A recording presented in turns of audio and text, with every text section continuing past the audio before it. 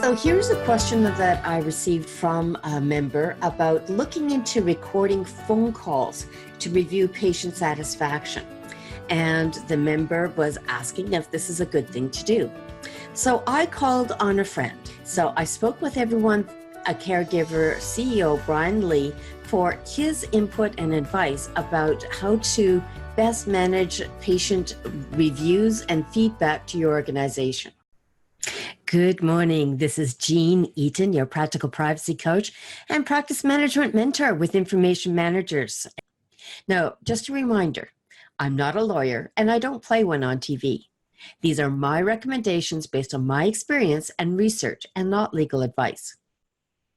How do you feel about recording calls of our medical office staff with patients to see how they're doing with the patient experience? So an option to monitor our caregivers and the way they interact with the patient, he has kind of a two-edged sword. On the positive note, that it's an opportunity to do continuous improvement. It's an opportunity to provide constructive, encouraging coaching. It's an opportunity to monitor quality. So from that point of view, there is benefit. And there's also something called a Hawthorne effect. In other words, by knowing that you're going to be listened to, it may be possible that people will be on their best behavior as a result. So they're consciously improving because they're being recorded.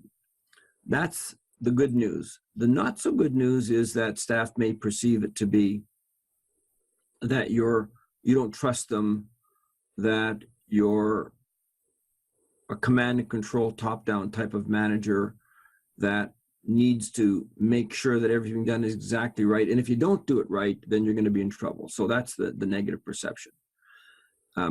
My feeling is that what's more important is that we do constructive, positive education with our caregivers at the very beginning, and that we jointly agree that from time to time, we're going to check in to see how things are doing. Now, one of the hardest things there is in serving the public is knowing how we hear ourselves. I find it very painful to listen to myself, even though I do a lot of recording, because I'm not comfortable listening to my own voice as much as I should be.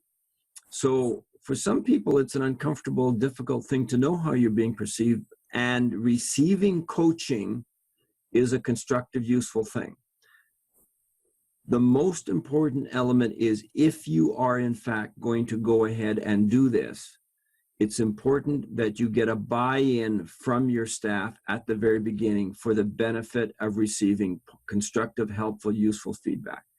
If you have a buy-in and people look forward to it and they want to know how they're doing, then all systems go, this is a good thing. Without it, you may find that it's undermining staff morale and is not constructive. I'm guessing that the person who asked the question had the positive intention in mind.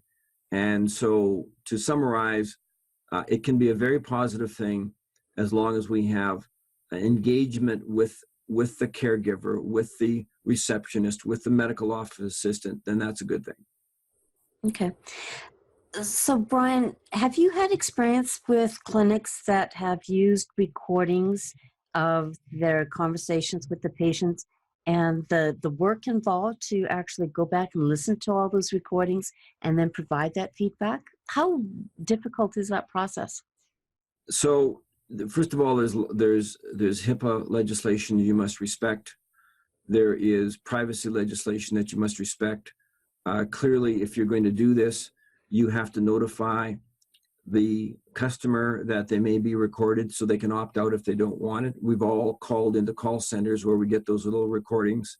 So there is a number of requirements that you must meet legally and otherwise with your employees and with your patients, and those need to be abided by. My observation is that it's usually the larger clinic networks with call centers that tend to do this for quality control purposes, and that the smaller clinics have not initiated this because it is an undertaking and it takes time and effort.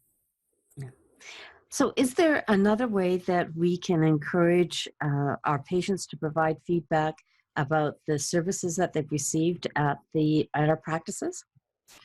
So, what a great question. My recommendation is that it's more important for us to measure the patient's experience and give them an opportunity for feedback. The most important way is for every clinic, every medical group practice to adopt a patient experience survey. Now, in our webinars, Everyone's a Caregiver, the patient-centered clinic, we talk about that our recommendation would be to contract with a patient experience survey vendor that provides feedback via the CGCAPS survey.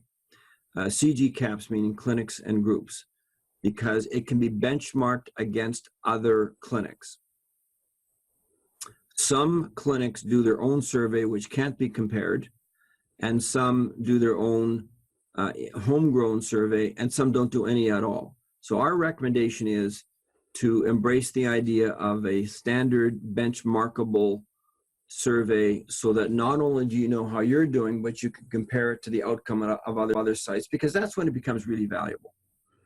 How good are you compared to everybody else? If our patients didn't compare us with anybody else, it wouldn't matter, but they do. Another option is, we're very excited that we have spent the last 10 months developing a new app called CareSay. And the premise of CareSay is it's time every patient had a say in their care. And it's a tool that empowers the patient to provide clinics with feedback about their experience 4 ways. The patient can give feedback about a service request that hadn't been met. It could be a service request that they're not happy with, in other words, a service failure. It could be a service compliment. They want to make sure everybody knows about the great service they had.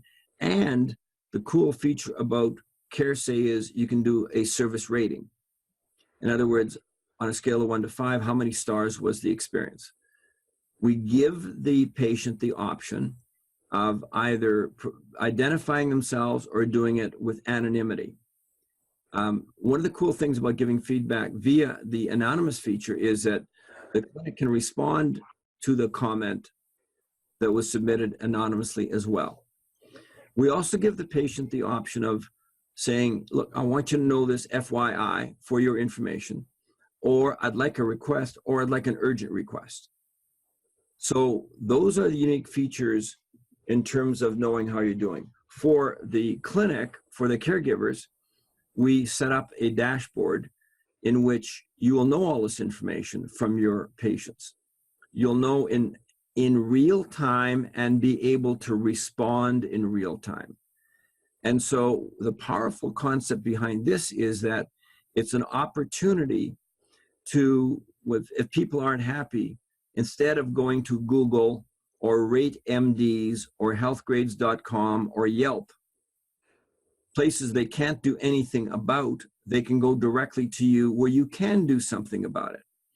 And what clinic or management like about the app is that they can get feedback in real time, and they love getting the positive feedback. We've seen an enormous amount of constructive, positive comments, and they love getting the nasty comments. And say, well, why would you want to know about nasty comments? So you can do something about it, so that you can honor the patient, because you probably didn't understand that they were upset. And this is a great way to know in real time, so that you can do preemptive service recovery.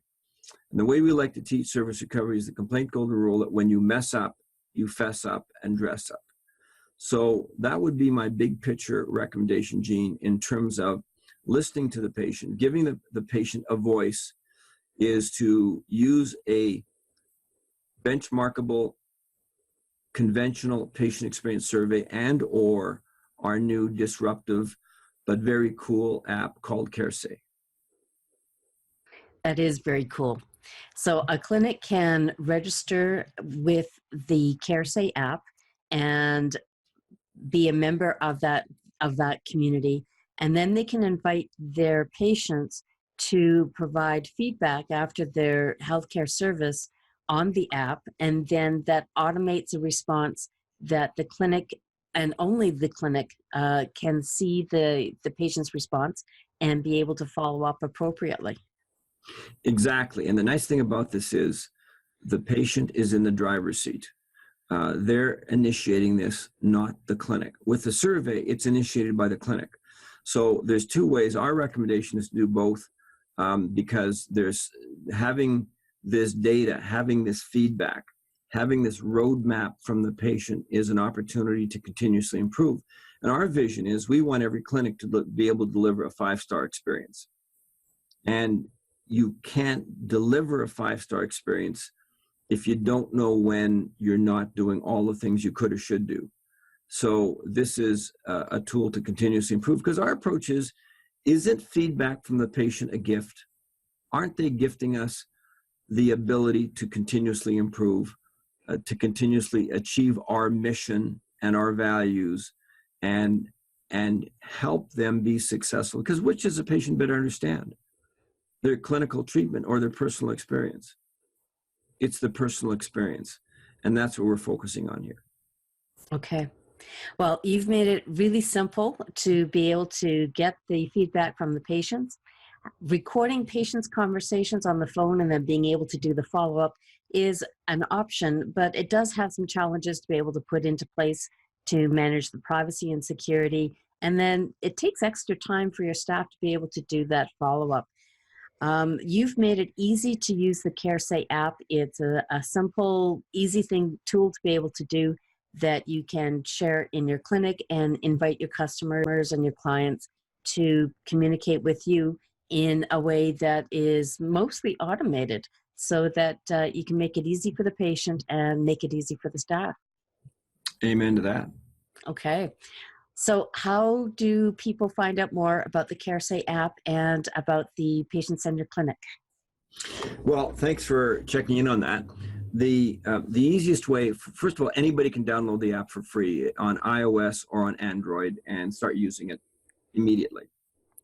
We encourage people to do that. So just go to their app store and download the app. It's just called CareSay, CareSay, and you're off and running.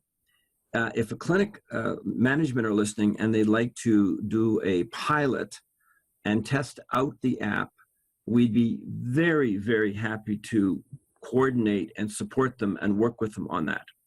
So what they can do is give Dorian Notabruck a call at 403-270-5806,